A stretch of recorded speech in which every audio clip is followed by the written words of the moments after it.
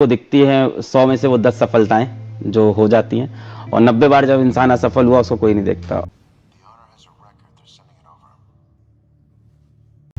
बिल्कुल नहीं होगी और मैं यही कहूंगा कि लोगों को दिखती है 100 में से वो 10 सफलताएं जो हो जाती हैं और 90 बार जब इंसान असफल हुआ उसको कोई नहीं देखता। और मुझे लगता है वो असफल होना बहुत जरूरी है सफल होने के लिए। वो ना होता तो ये ना होता।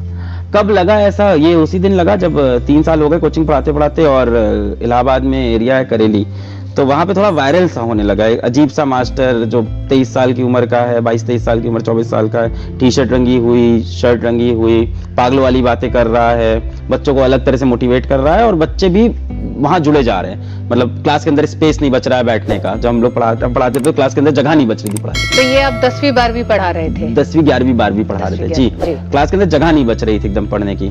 तो फिर उस समय हमारे यही जो साथ में थे इन्होंने हमको बोला कि 7,000 बच्चे पढ़ा लोगे अगले 10 साल के अंदर।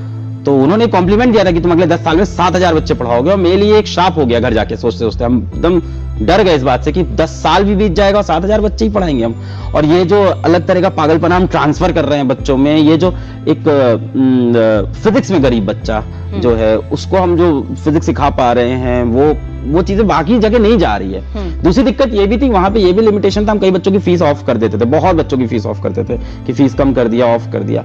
तो इस चीज का दूसरा रास्ता और हमारी खुद की जर्नी बहुत दिक्कत वाली रही कि हम 8th क्लास से ट्यूशन पढ़ा रहे हैं, मम्मी घर में दरी बिछा के बच्चों को ट्यूशन पढ़ा रही हैं, पापा ये सब काम कर रहे हैं, मैंने बताया घर बेचना पड़ा। तो हमें लग रहा था कि वो वापस हम नहीं कर पा रहे। अच्छा, तीसरे साल तक कोचिंग में अच्छा, जो आप पूछ रहे हो पर्सनल, तीसरे साल में अपना लोन खत्म कर दिया। बैंक गए, एक बार में लोन खत्म किया।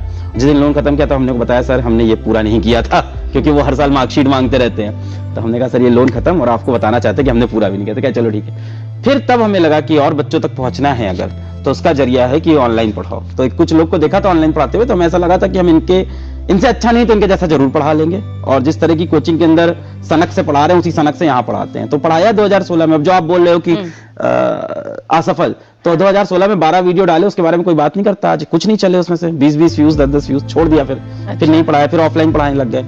अब ऑफलाइन क्यों पढ़ाने लग गए? क्योंकि वहां से पैसा आ रहा था। तो यहाँ से ये लगा होगा कि ये आइडिया काम नहीं करेगा, ये देखा जाएगा बाद में। हमें लगता है जब तक इंसान के पास एक चीज होती है ना, एक तरफ से पैसा आता रहता है, तो उसको दूसरी चीज में इंटरेस्ट नहीं आता। फिर 2017 में हमने तार काट दिया। हमने कहा ऑफलाइन नहीं पढ़ाएंगे। 4 साल हो गए और हमने कहा अब नहीं पढ़ाएंगे, जबकि अच्छे पैसे आ रहे थे। YouTube